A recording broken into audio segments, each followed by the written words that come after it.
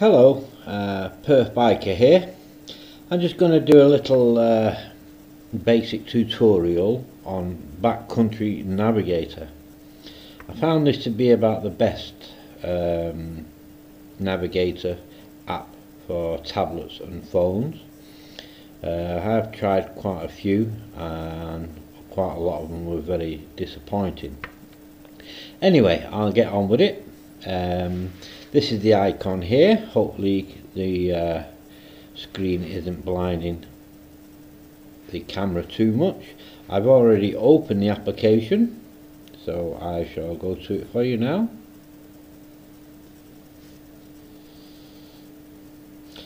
Right, as you can see, we are in Perth, Western Australia. I'll just zoom in now to my location. I'll zoom in to let's see, 250 kilometers, 120 kilometers, 64 kilometers above Perth, Western Australia. Right, I shall find my location now with this icon here. It brings up this menu and my location, and there we are. I'll just zoom in. They are 32 kilometers. This will go all the way down to 500 meters. I'll go up here a little bit and show you how much the actual screen zooms in. This is 2 kilometers, 1,000 meters, 500 meters, 100 meters. So quite detailed maps. I shall just zoom out to a reasonable altitude so we can see what's going on here. Right, okay, first basic layout of the screen, and hopefully everything's in here at the moment. In the centre of the screen works by just scrolling, and you'll see here hopefully a little red cross in the centre of the screen. That is always there, and it is to gather visual information about a particular location that you'd like to go to. Say like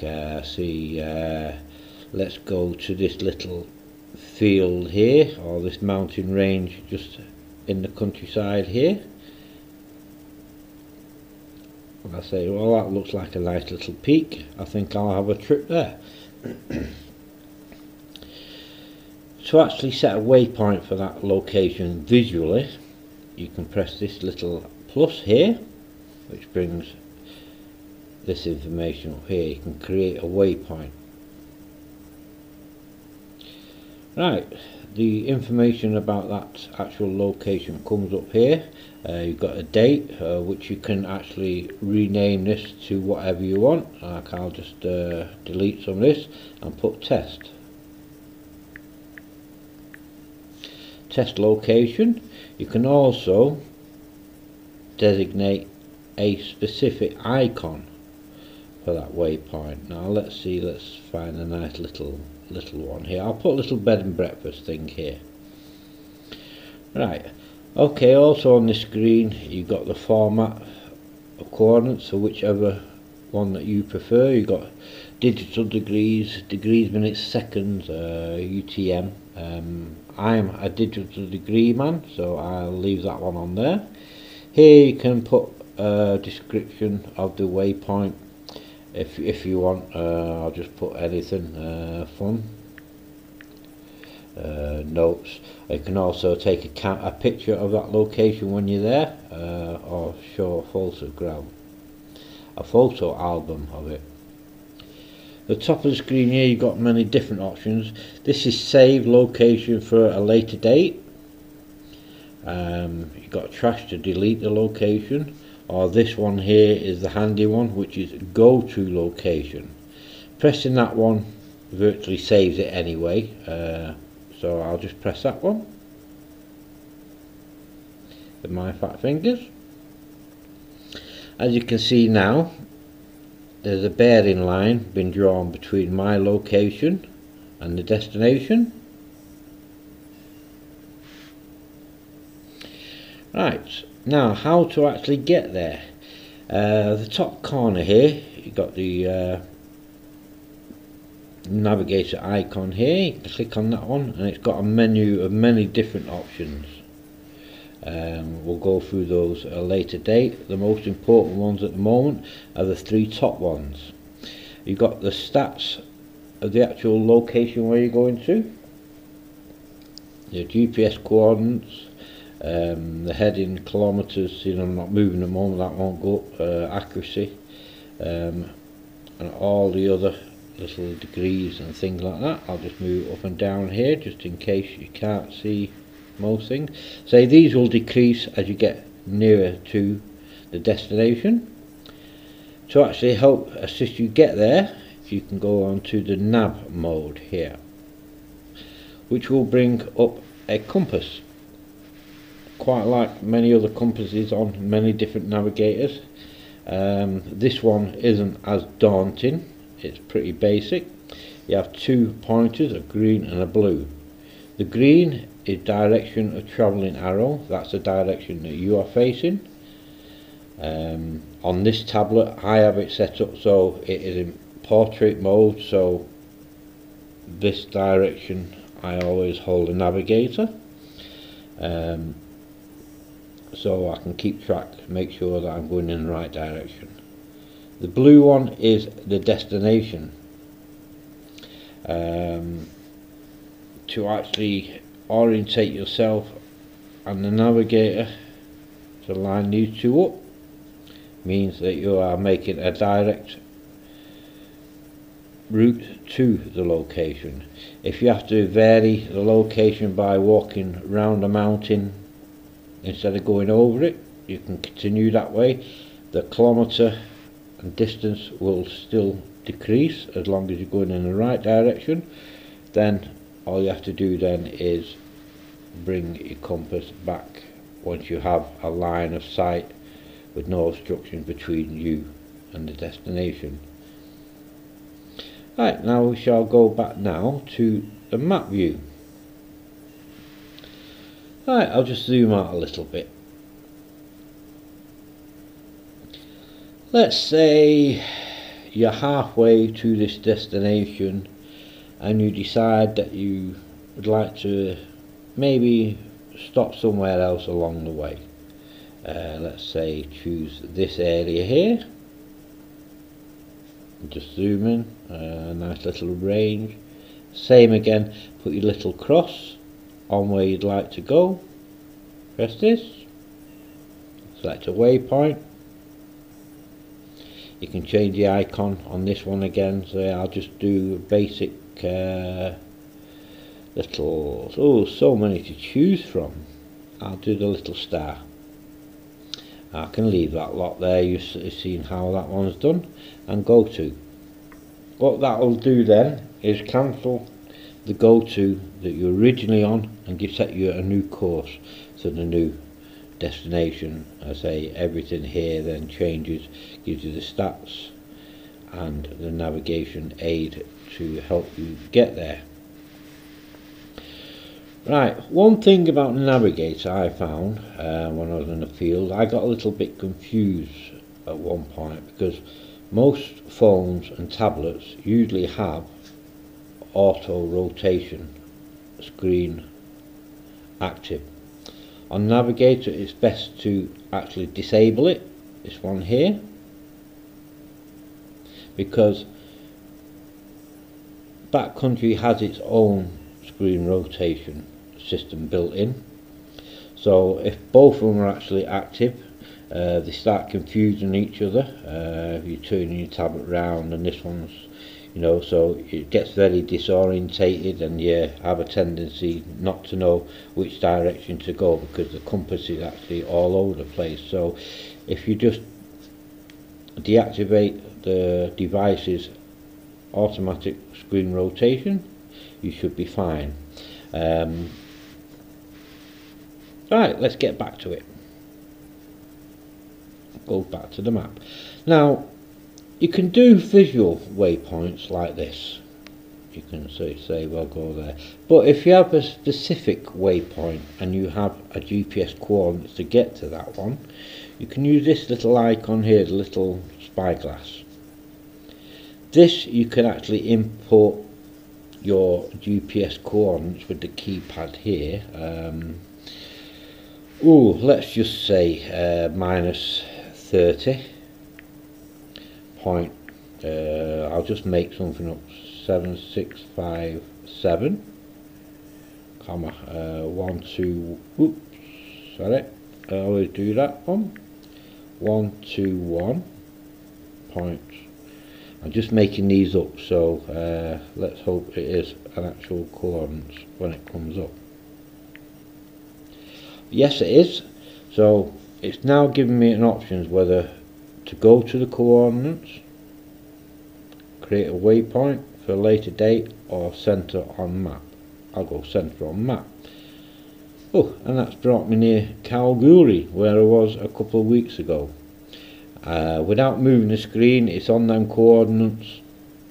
Click this, create a waypoint for that. That's a usual thing, give it another icon so we don't get confused. Any descriptions or anything like that, and go to. Then again, that has now set a new waypoint. It is quite a long way away, it's nearly 500 kilometers away, which you can also see on here on screen, 550.8 kilometers, which will also, if you go in there to the stats, show that information.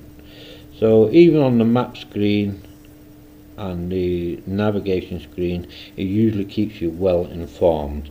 I say as you rotate, your direction arrow follows that waypoint. Let's see, now I'm online at the moment,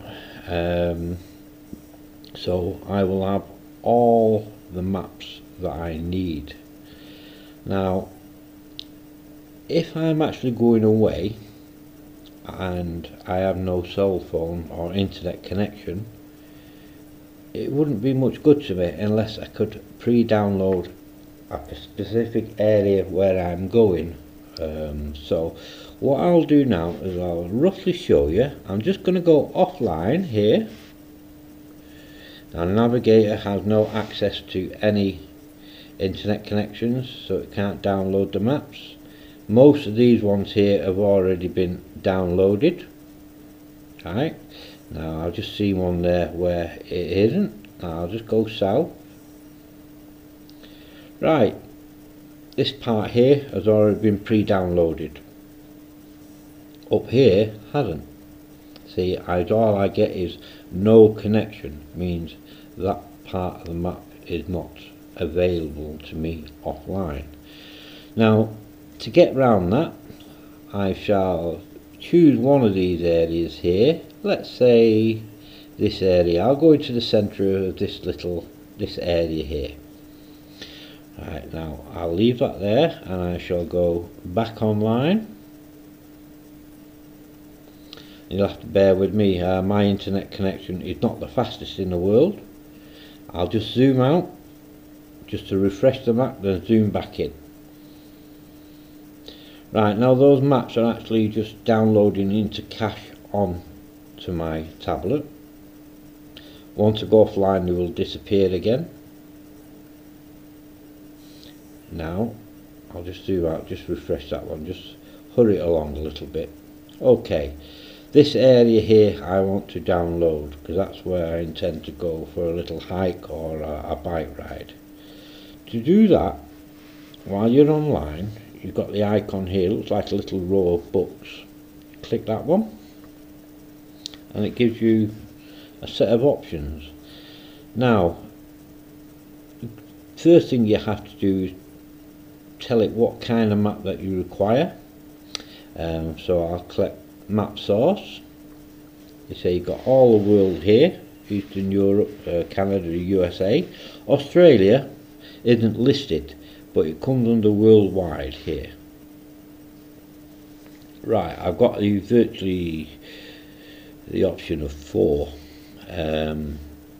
Worldwide OpenStreetMaps from MapQuest, Worldwide Topo OpenCycle, or NASA Landsat Low Resolution Satellite View. Now, depending how much room you've got on your SD card, because this will allow you to store your maps and download onto an external SD card to save using your system memory. So it frees up, so if you've only got 8 meg system memory, it's a lot easier just to download them and put them on an interchangeable SD card. I will go for this Topo map because it's more detailed on countryside and hills and valleys and stuff like that, and go OK. They say you can download all of them if you require. Right, now we're on this screen here again. Now let's just go back to this icon. Now we've already done more map sources. Now we're going to select the actual area that I wish. Right, now anywhere I touch on this screen now, it will highlight the, I forgot what they call them now, the little sections of map. Now I'll just scroll along here. Now see this here, I can make it as big or as small, or I can do a little area if I want, if that's the only area. It'd be probably 10 kilometers square, this area, and let go. Now if I decide I want to do a bit more down here, I can just go here and highlight this and bring it up. Now you can overlap them, no problem. If you leave a little space like that, means the space in between will not be downloaded, so when you're offline that will not show up on the map, so just overlap them like that. You can do another little bit here, you don't have to join it up. Now to scroll, if I want somewhere over just off screen, I can go to scroll mode and move over here and get this little town here, go back to select and download that area, and I'll just join up there because I'll be walking this way. So right, now the only option to do now is download. Right, this will download all them tiles, that's what they're called, tiles, to your SD card for use offline, and by clicking that it will begin the download. Now that'll take, maybe on my internet connection, maybe 30-40 minutes, so I'll give that a pass at the moment. All I have to do is click and it'll download it, and so I'll pass on that one because I don't actually need that area, and I'll just go done. Right, now I'm lost. Where am I? All I have to do is go here, my location, and it'll bring me back to where I am. Now the next thing on this my location icon, it gives you many other different options. I can, if I don't want to continue this track here to this location 500 kilometers away, all I have to go is stop, go to, it'll confirm, yeah. But the icon is still up there and the waypoint is still up there. Now the next thing on here, record a track. Record a track brings up, and every 20 meters I've told it of travel, it will log my progression along that waypoint. I can just rename it test 2 and start recording. So every 20 meters now it will leave a line for me if I need to, say like I drop something or I need to go back exactly where I came. I can follow that track all the way back to find my vehicle, or find my motorbike if I parked it and decided to go for a walk. So I can't actually, it's virtually impossible to get lost. To stop that track at any time, you just bring this icon back up and stop track record. You can start it again later on if you wish. It's totally up to you. Satellite view is quite a big seller on these navigator programs. To me, not much use. The satellites are there, whether they're in view or not, there's nothing I can do about it. I'm not going to wait for this little one to come up here. I'll just leave it to the thing doing it all for me. There's quite a lot of options in this. It is a little bit daunting at first, but you say you just give it a few trial runs and you've got your display modes here. You can you can map scale, waypoint scales, how thick your actual tracking line is, things like that. Compass and bearing. You can put the map rotation on here. I turned it off before so the actual navigator screen isn't jumping all over too much. Tracking options, say intervals here. Every 30 seconds you can change it to distance. There's something here every 40 seconds or every so many meters. Or some tracking colours, you can do whatever track colour suits you for the track line. GPS accuracy. Yeah, but those are personalising settings. Everyone has their own thing to do. I'll just go back. Say all these waypoints here are there until you decide that you wish to delete them. You've come back off the journey, you had a good time, you don't want these cluttering on the screen. All you have to do is choose the waypoint that you want, bring it near the cross, anywhere near that cross, select this. It will detect that there is a waypoint near it, choose it, and you then get the option to delete. So it frees up memory on your card, and it also stops your navigator from being cluttered up with unused and unwanted. So I've got a nice clean actual map. Say I don't know if I've done. I'll go through this again. I'll just show you how detailed the map is. Say that is 8 kilometers up in the air, 4 kilometers. I say it will go all the way down to 100 meters. There's 500. And there's 100 meters.